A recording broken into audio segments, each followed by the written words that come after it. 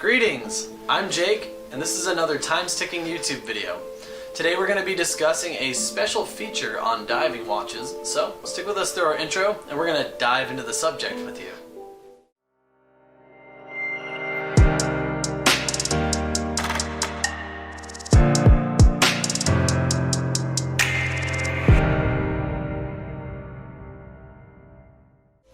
Now it sort of goes without saying that watches can be put under extreme duress when put underwater.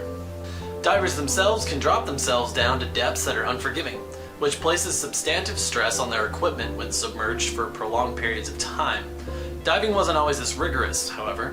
Watches were rarely, if ever, worn below 20 or 30 feet of depth, even up into the years of World War II. It was in the 1950s and 60s that scuba diving and deep sea diving began pushing further and further into fathoms deep. Taking this into account, watchmakers started meeting the demand of deep sea divers for more sophisticated timekeepers. Keeping up with the deeper and deeper dives, Swiss companies Rolex and Doxa SA collaborated to release watches that allowed an extra pressure release on wristwatches. Here enters the title of the video. So just what is a helium escape valve? Now there is a short answer to that question.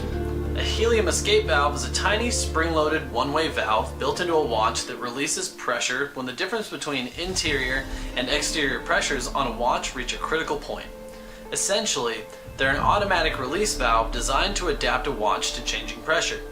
When helium, hydrogen, and other gases make their way into a wristwatch, due to stress on the case at deeper depths, it creates pressure that can pop a crystal clean off, or overly stress the watch's moving parts. Helium escape valves are thus a highly handy invention for divers. Helium atoms are the smallest natural gas particles that occur out in the world. They creep into the watch at deeper depths through the watch's seals. When a watch ascends from a deeper depth, where the piece is more prone to accumulating pressure buildup, the ascension creates a pressure differential that can destroy even the best made time teller. Though many dive watches feature this release valve, later timepieces also incorporated a screw-down feature on their pieces. Manually unscrewing these caps or crowns effectively does the same thing as a helium escape valve, with a little more effort on the part of the wearer.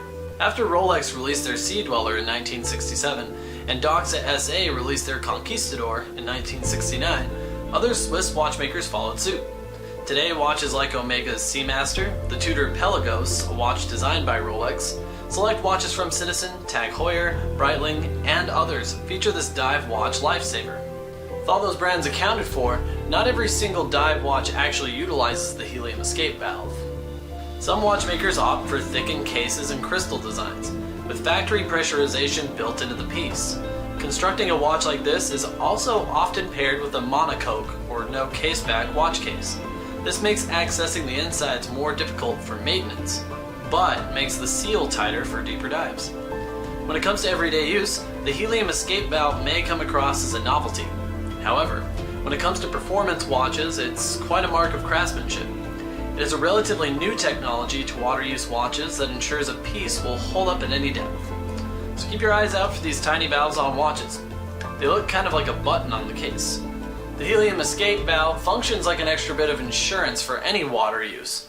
So, even if you're no Jacques Cousteau, you're still pretty well set up if your dive watch or any wristwatch contains this feature.